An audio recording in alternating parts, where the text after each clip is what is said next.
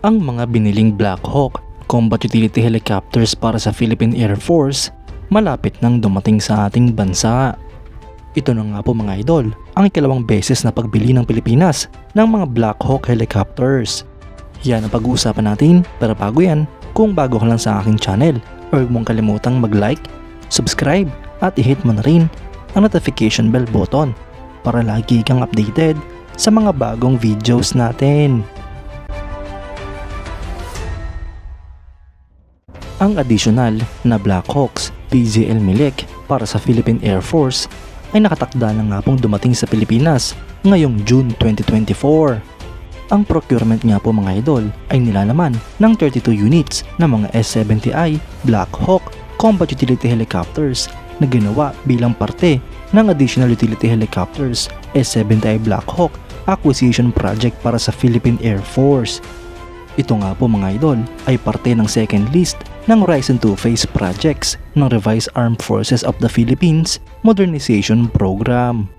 Ito na nga po ang kasagutan sa ating mga tanong mga idol kung kailan nga ba darating sa Pilipinas ang unang batch ng mga S-70I Black Hawk helicopters. Ang gumawa nga po ng mga helicopter na ito ay ang Lockheed Martin Polish subsidiary na PZL Milik. Ang Black Hawk helicopter mga idol ay isang 4-bladed, twin-engine, medium-lift, utility military helicopter na minamanufacture ng Sikorsky Aircraft at ng kanilang mga subsidiaries. Ito nga po ay dinisenyo para sa United States Army's Utility Tactical Transport Aircraft System Competition noong 1972. Ang Army nga po mga idol ay dinesignated ang prototype na ito bilang YUH-60A na kalaunan ay naging Black Hawk. Ito nga po ang nagawagi sa programa noong 1976 matapos nga po ang competition kasama ang Boeing Vertol. Ang helicopter na ito ay unang lumipad noong October 17, 1974 at na-introduce naman noong 1979.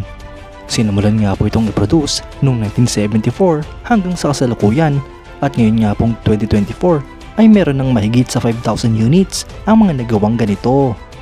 Ang mga current military operators nito ay ang Afghanistan, Albania, Australia, Austria, Bahrain, Brazil, Brunei, Chile, People's Republic of China, Colombia, Croatia, Egypt, Indonesia, Israel, Japan, Jordan, Latvia, Lithuania, Malaysia, Mexico, Morocco, Pilipinas, Poland, Portugal, Saudi Arabia, Republic of Korea, Slovakia, Sweden, Taiwan, Thailand, Tunisia, Turkey, United Arab Emirates, Ukraine at United States.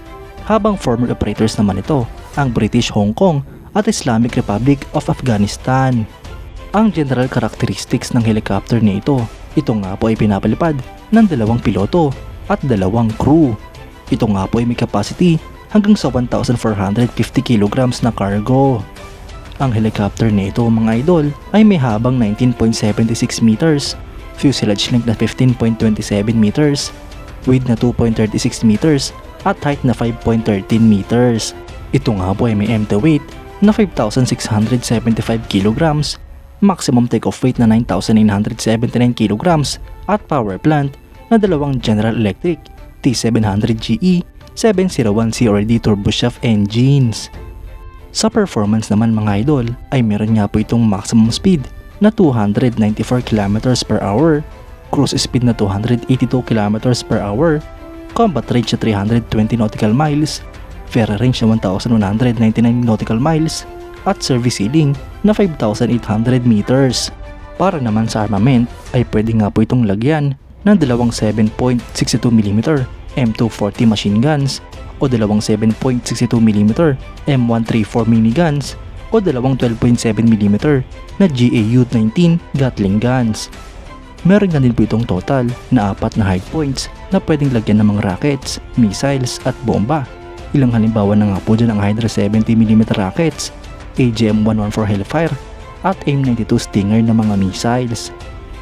Mga idol, unti-unti na nga po nagdaratingan sa Pilipinas ang mga in-order at binili nitong mga modernong kagamitan para sa modernization program ng AFP.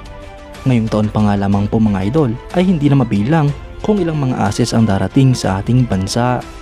Kayo mga idol, anong masasabi nyo? Comment down below for your thoughts and opinions. At yan nga lang po ang pag-uusapan natin ngayon mga idol. Maraming salamat sa panonood. Huwag niyo rin kalimutang mag-like at subscribe bilang suporta sa ating channel. Mabuhay kayo mga idol!